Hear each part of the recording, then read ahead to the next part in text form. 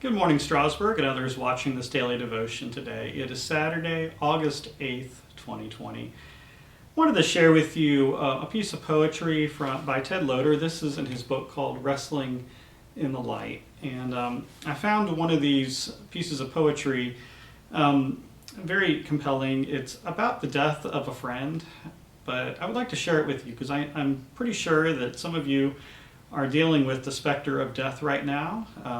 I heard recently that 1 in 4 Americans has known somebody who has died because of COVID-19. And I think that figure is going to keep on going up as we continue to march through this pandemic. I think what I'm reading now is that we are averaging as many deaths from COVID as all other deaths on average that we have in a day. So we're losing around 1,100, 1,200 people a day to COVID. Well, 1,100 or 1,200 people die every day from all causes other than COVID. So we are basically doubling the death rate in America right now, which means that a lot of us are dealing with death on a more pronounced level than we've ever had to deal with before. So would you please hear these words and the compassion that is found in them, and I hope it does bring you some comfort today.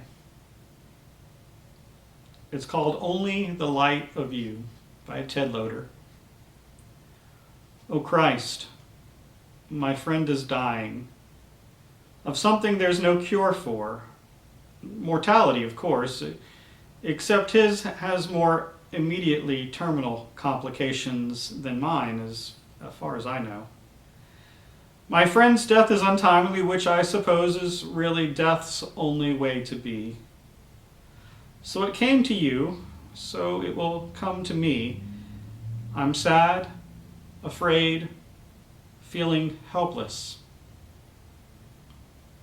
O Christ, how many more times must I stand by beds, graves, in rooms of grief, loneliness, outraged defeat, shriveling fear, anguish, guilt, for not having loved well?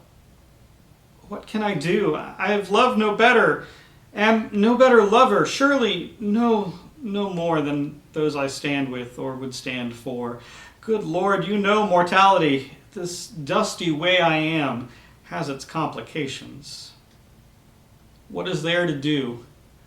I am no doctor, no genius of research, no skilled technician, just a friend, a mortal friend. All I can do is pray. All there is to do at last, probably at first as well, if any of us really knew. O Christ, I'm ashamed at my relief that I will survive my friend. I have no greater love than this, none close to half as great as yours, and that's my confession to begin with. But then there might be those for whom I'd die because I love, if dying would give them life. So that's my hope and second confession. Mortality is a heavy load, O Lord. All I can do is pray out my tears, my faith. O Christ, I pray for my friend, for healing, yes, but is that a miracle? After how long would that be for?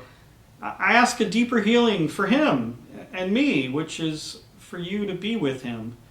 In some clear way he'll know, even though I'll know less clearly. And so, for peace, a readiness, an easy death, the fulfillment of your promise of no more pain, nor tears, nor night, but only the light of you. The strange thing is, O Lord, my friend has grown brave these days, and free, and more alive somehow. Every time I leave, he says with a wan smile, if I don't see you here, I'll see you there. I pray this not so you will know, but so I might. It is a kind of dimmer view, a curious intimation, an even stranger complication of this mortality. Gratitude seems a poor mix with grief, but there it is. O Christ, I pray for me, and in the praying ask for courage and for grace. to wait no longer, but to seize what always waits for me. Life, not death. This friend and the others, a hand to clasp, a need to meet and to have met, a word to speak, to hear, a tear to shed, a stand to take here and now and for a then, bread to eat, wine to share, a mortal fool to be, and this decision to make, as now I do and will again, to give you what you want, which is accepting you, in being who I am, and trusting you will raise in me what you will at last, and will sow in my friend.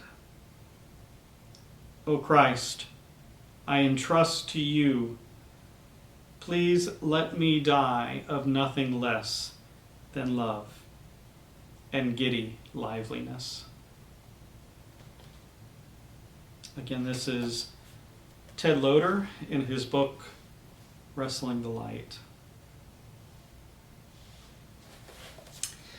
I'm going to share with you now a song that I was taught back in the 1990s through my youth group and my wonderful youth leader, Brenda Stahl. It might have been the late 1980s. I was also a part of the Emmaus movement as a youth, which we called Chrysalis in the Methodist Church. And somehow I ended up getting one of those big songbooks that I photocopied for myself. And the wonderful thing about YouTube now is that I can go back and look at all those songs and see when they came from and who sang them and how they're sung, because I have forgotten more songs than I had learned. And that's what happens when you get older and haven't played a lot in front of people. And so this song is called Come to the Water, or For Those Tears I Died. You might know it by that name. Pat Boone sang it back in 1972, and it was a part of the whole Jesus movement, one of the very earliest contemporary Christian music songs. The lady who wrote it was 16 years old when she wrote this song, and then she had a very strong career in the Christian music, and I think it was Marcia Stevens is her name. So I'm just going to sing the first verse and the second verse because I think it fits well with our theme today of talking about death and about grieving, but also the hope that we have in the resurrection. So please enjoy this song, Come to the Water. You say you'd come and share all my sorrows. You said you'd be there for all my tomorrows. I came so close to sending you away, but just like you promised, you came here to stay. I just had to pray. And Jesus said, come to the water, stand by my side. I know you are thirsty, you won't be denied. I felt every teardrop when in darkness you cried, and I long to remind you that for those tears I died.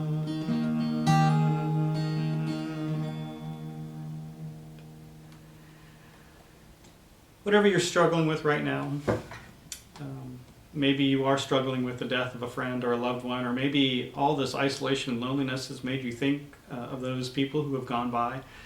And what I invite you to do is to pray. We've had other events happen this week too. There was a big explosion in Beirut, Lebanon. And in that capital city, I think nearly half of the dwelling places in that city are destroyed. And it's a miracle that more people did not die, but 300,000 people are without a home right now.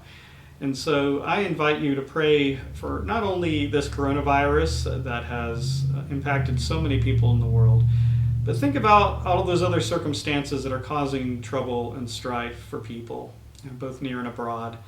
And let us remember those people who are picking up the pieces after a terrible accident. Let us remember the people who are dealing with starvation in Africa and in Asia. Let us pray for those who are dealing with being a part of war-torn corners of this world and who are just trying to figure out how to survive day by day. and be with all, even in our own country, who are dealing with homelessness, who are struggling with trying to find jobs and maybe dealing with the realities of not being able to pay rent and utilities, and are looking at homelessness this fall. So those are just some of the prayer requests I have for you today as you go into your day of daily prayer, and I hope that you'd think about those things. So I will see you tomorrow for worship, and if I don't see you there, I will be back again on Monday with another devotion. So God bless you and have a wonderful weekend.